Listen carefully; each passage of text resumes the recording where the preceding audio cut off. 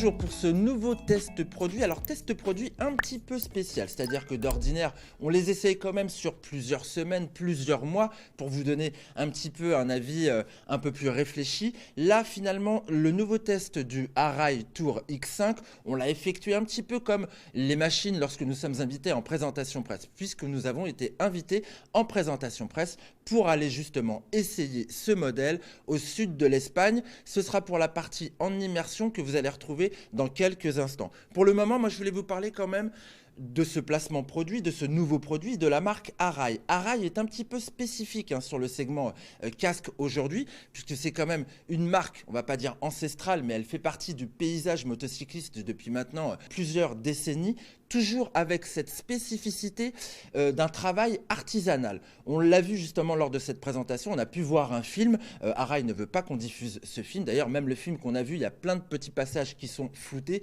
parce qu'il y a beaucoup de secrets maison. Et ce qu'on constate dans la fabrication de Arai, c'est qu'on reste avec beaucoup de main d'œuvre. On a des ouvriers spécialisés pour chacune des étapes, et des étapes, il y en a beaucoup. Pour vous donner un ordre d'idée, pour ce casque, par exemple, il est passé entre les mains d'une quarantaine de personnes et il a nécessité à peu près 16 heures de travail. Donc c'est plein de petites opérations d'ouvriers spécialisés. Il y en a 350 sur les 3 sites que possède Arai au Japon. Arai, on peut même considérer que finalement, parmi les grandes marques, c'est la plus petite fabrique avec la plus petite structure. 350 employés. Donc ça, c'est assez remarquable. Et ils arrivent à produire entre 1000 et 1200 casques par jour. Donc ce n'est pas une production énormissime comme les concurrents peuvent le faire. Voilà pour le petit laïus sur Arai. Maintenant, ils ont toujours un procédé de fabrication qui est un petit peu atypique. Eux, ce qu'ils travaillent, c'est la fibre, bien évidemment, la super fibre même, comme ils l'appellent chez eux. Voilà, c'est un casque de super-héros, si on suit les préconisations d'Arai. C'est assez rigolo. Donc cette super fibre, ce qu'elle apporte par rapport à la concurrence d'après Arai, c'est 30% de résistance supplémentaire. Le seul problème, c'est qu'elle coûterait 8 fois plus cher. Et on a vu justement dans cette petite vidéo de fabrication, on fabrique tout là-bas. La seule chose qu'on ne va pas fabriquer sur ce casque, ça va être l'écran Pinlock qui est fabriqué par Pinlock. Sinon, tout le reste, des sangles à la casquette, en passant par les aérations, tout est fait chez Arai. Alors maintenant, on revient sur ce Tour X5 qui remplace le X4, le X4 qui avait 10 ans d'âge. Pour info, cette gamme chez Arai, elle existe depuis 1994. Le casque typé crossover, typé adventure, qui marche bien sur les trails et sur les grosses enduros. Et ben depuis 1994, on développe cette gamme chez Arai. Aujourd'hui, on est à la 5e génération. Alors, qu'est-ce qui va changer ? Vous allez me dire, ils l'ont changé fatalement pour l'adapter à la nouvelle norme 2206. Oui, bien entendu. Sauf que chez Arai, on n'a pas eu grand-chose à faire, nous ont-ils expliqué.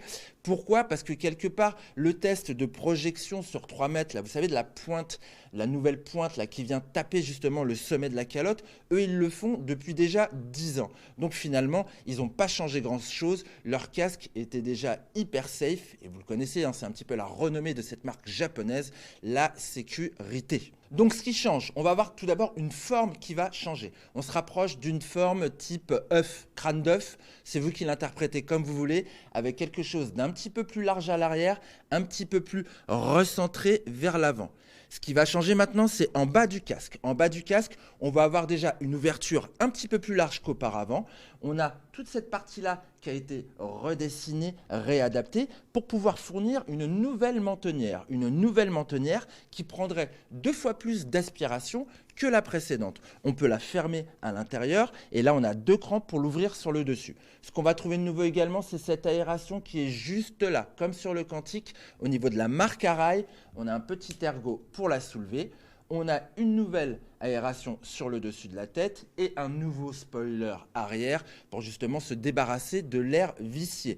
Notez que toutes ces aérations peuvent s'arracher très facilement, elles ne sont pas vissées, on colle ou on clipse chez Arai. Pourquoi ? Parce que l'idée c'est que s'il y a un problème, que le casque puisse glisser sans qu'il n'accroche rien.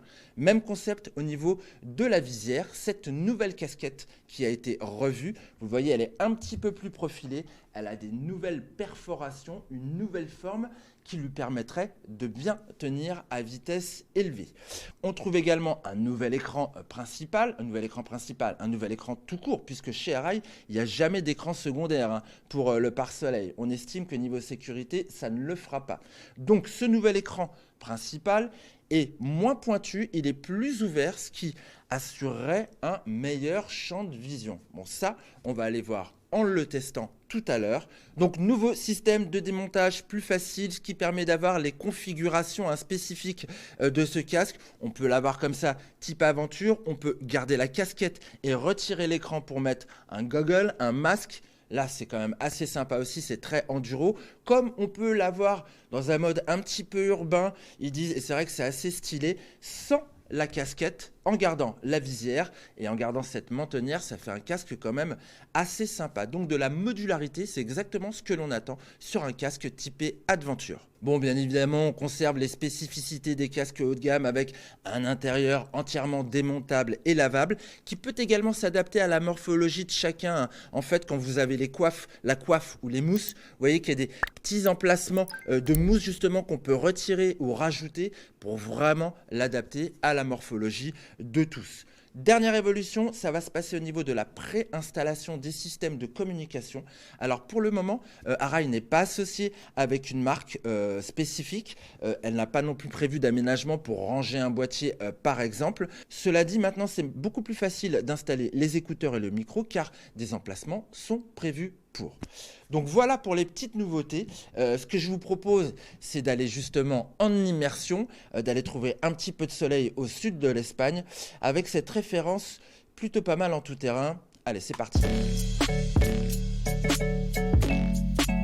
Bon allez, un petit peu de roulage avec ce nouveau Tour X5. Bon déjà, ce qu'on ressent d'emblée, ce qu'on aime ressentir dans un casque Arai, c'est quand même le confort, les garnitures à l'intérieur. Une fois adaptées à la morphologie, sur ma tête par exemple, on a juste retiré un petit peu au niveau du front. Ça suffisait parce que je sentais quelques appuis en fait sur les côtés du front. Vous savez, souvent on a ça avec les nouveaux casques. Moi jusqu'alors chez Arai, j'avais jamais eu ça. Et là, je l'ai quand même ressenti, mais on a pu adapter la coiffe à l'intérieur pour réduire sensiblement l'épaisseur à ces endroits-là. Mais preuve que la forme a quand même un petit peu changé. On est un petit peu plus en mode crâne d'œuf, j'ai envie de dire, avec l'arrière plus large que l'avant. Mais moi, j'ai pas une tête de crâne d'œuf en fait. J'ai une tête qui est aussi large à l'arrière que devant, je crois. Bref. Bon, au niveau confort, c'est quand même pas mal au niveau des garnitures. Confort également très très bien au niveau des ventilations. Je respire parfaitement bien. C'est très accessible. On aime beaucoup justement l'ergonomie des petits boutons, c'est bien pensé, que ce soit là en bout de la mentonnière ou alors que ce soit en haut du casque là, juste au-dessus du front. On touche l'ergot là sur la marque super facilement et l'autre extracteur qui est là-haut, c'est pareil, aucun souci de préhension pour l'attraper. Comme pour le spoiler à l'arrière, ça permet de bien évacuer l'air vicié. Très bonne chose. Le confort, c'est également la tenue. Et là, il tient superbement bien, même à vitesse élevée. Alors, vitesse élevée, sur le réseau secondaire espagnol, je ne devrais pas vous le dire, mais je n'ai pas dépassé les 130. Bref, à 130, je dois bien avouer qu'il n'y a pas de sifflement, il y a une bonne tenue, c'est un casque qui est équilibré. Très bonne chose.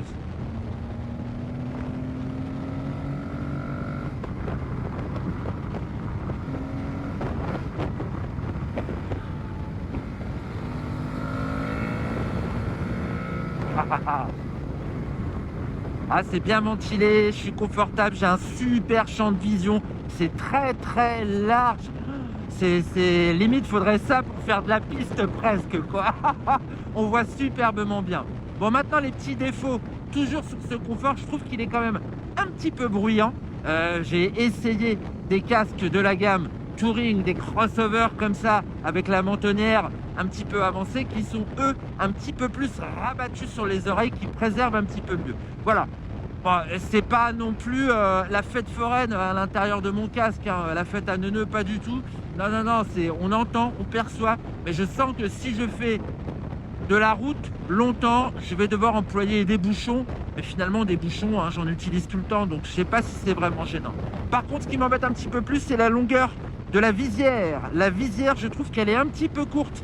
Alors ça va sur les premières heures de la journée quand le soleil est assez bas. Alors ça va au milieu de la journée quand le soleil est à son zénith. En revanche, lorsqu'il descend un petit peu, voilà, je trouve ça pas terrible. J'aurais préféré aller quoi, un petit centimètre de plus. Et 1 centimètre, ma bonne dame, ça peut faire la différence. Bah, c'est un très bon casque, bien évidemment, en plus d'être délicieusement joli. Je l'adore, je vous l'ai déjà dit. Bon, allez, on va se retrouver en plateau pour parler un petit peu de la concurrence et puis vous donner les prix.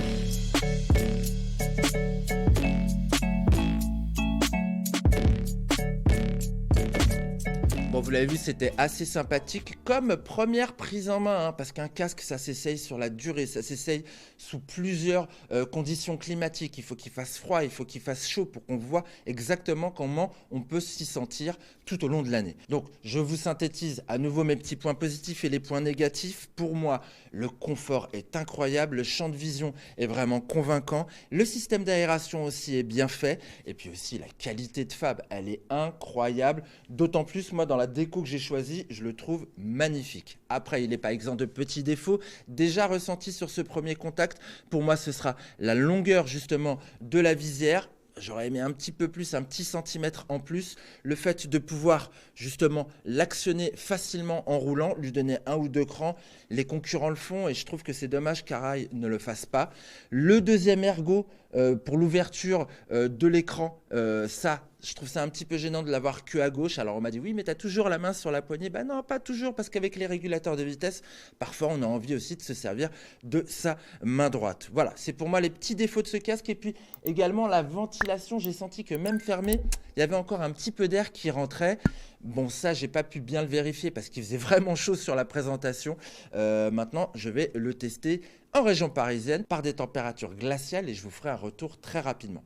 Bon, au niveau des prix, c'est cher. Oui, c'est cher, mais sincèrement, vu tout l'amour que met Arai dans ce casque et tout le travail qu'il y a, je suis pas sûr qu'ils fassent un bénéfice extraordinaire vu leur processus de fabrication qui pour moi est extrêmement coûteux. Moi, je vous donne les tarots quand même. Alors, on commence avec le modèle uni. On est à 899 € pour les modèles unis.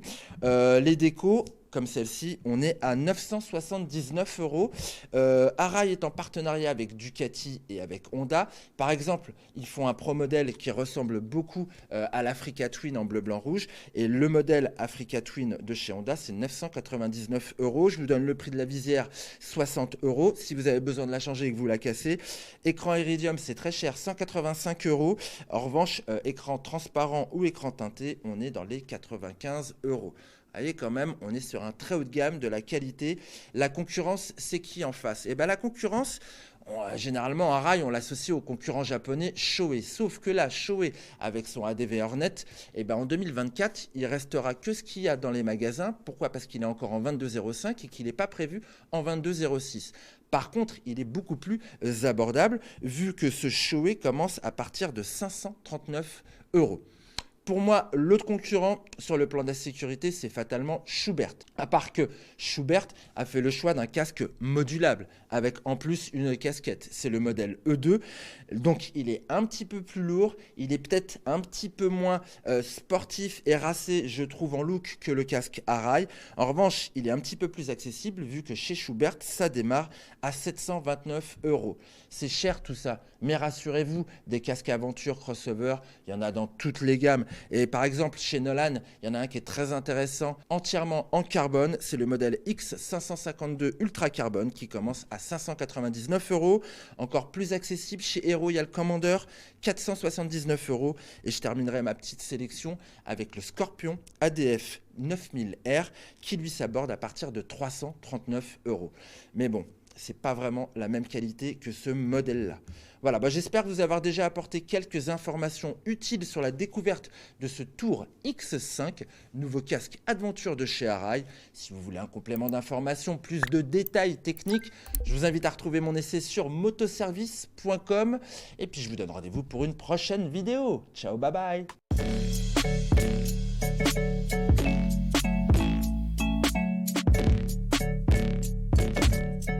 Bon, et pour ceux que ça intéresse, Engine, c'est un groupe de rock super sympa qui va se produire 8 fois cette année. L'année dernière, on les a vus avec Zarco, justement au Bol d'Or. Il y aura le Bol d'Or encore cette année, mais la saison pour eux, ça commence au Salon de Lyon. Alors rendez-vous avec Engine fin février.